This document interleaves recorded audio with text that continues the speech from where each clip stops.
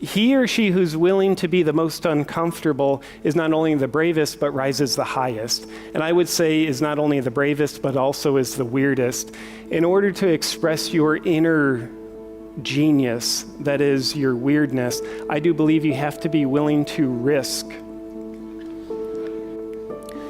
Let me ask you to do me a little favor. Think of someone who you really admire. Might be a celebrity, might be someone in your personal life, it doesn't matter. Just think of someone who you really admire. I almost can guarantee you there is something weird about this person, or else you wouldn't have ever noticed them, and therefore you wouldn't be admiring them. I don't think anybody's ever achieved an extraordinary life in terms of quality and success by excelling at normalcy. I dream of a world where we can take off what we use to cover up our weirdness, our uniqueness. In my opinion, the most pervasive disease that inflicts humanity is the disease of being normal. And, in my opinion, with this pervasive disease, when it infects us, I think it kills our quality of life and limits our business and brand growth. What weirdness is self-expression.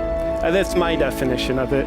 So weirdness, if it's self-expression, then what I would call normalcy is when we're expressing someone else. So in my opinion, here's my projection, I think there's a reason why you're on this planet, and I think it's to actually express yourself, experience yourself, and embody the unique creativity of your own being, not to be a robot here dedicated to worshiping the expression of someone else's creativity, where you might be trading your time for money, your time for approval. In my opinion, there's three primary sources of our weirdness: our inner genius, our inner authenticity, and our creativity. And I think these things, they're very unique to you. What makes you weird, your sources of weirdness, they're different than mine. So for me, it's very important to realize our genius, our authenticity, our creativity, they're very unique to us. And in my opinion, that's what makes it so valuable, the fact that it's unique to us. So to me, we do ourselves a disservice when we hide our inner genius, because it makes us different from other people. And the flip side of that is when we express ourselves, when we express our inner genius, our inner unique weirdness, I think that's an incredible service to ourselves.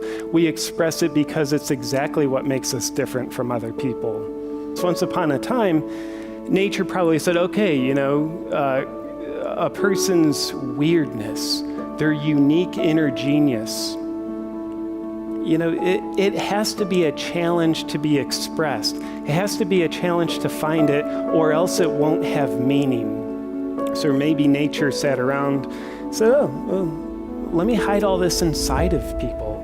It'll make it a challenge to find. And once a person's found it, it'll take a hell of a lot of courage to even express it. I sold myself a story for a long time that said, JP, if you express your weirdness, your humor, that will be terrible for business. And the worst thing was I believed that story. So up until 2 years ago, I constricted the humorous, comedic part of me. What conceals the expression of our weirdness, our unique gifts? What constipates it? In my opinion, nature wants to flow. And if our inner nature isn't flowing, then the question to ask is, what am I doing to myself to constrict this? And my experience is that a lot of our unique weirdness is exactly what we were shamed the most for when we were children. So maybe in your childhood, definitely my childhood, I looked at how I was weird. I'm like, wow, this is a terrible curse. I actually experienced pain for my uniqueness. So what I called a curse in my childhood, I started to cover up with a lot of scar tissue in my psyche. And now it takes a lot of digging, but I'm starting to uncover what I used to call a curse. I'm like, wow, this is actually a beautiful gift. It's a shift of perspective. Along the way, I believe the innocent, unique hand of your giftedness, my giftedness, Along the way, it touched the fires of rejection. Just like you touch a hot stove, you're like, oh, I'm not going to touch that again. So we posture ourselves away from rejection towards what? Approval.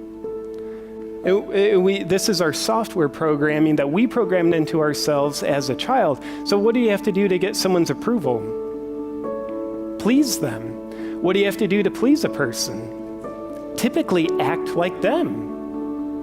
He or she who's willing to be the most uncomfortable is not only the bravest, but rises the highest. And I would say is not only the bravest, but also is the weirdest. In order to express your inner genius, that is your weirdness, I do believe you have to be willing to risk. To me, it's a discovery process, and in order to discover your weirdness, I do believe you have to be willing to encounter risk, uncertainty, and vulnerability.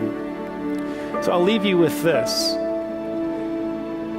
It might just seem that expressing weirdness in your life, your business, could be the worst thing you could ever do. And it might be. But what if it's one of the best things you could ever do for yourself?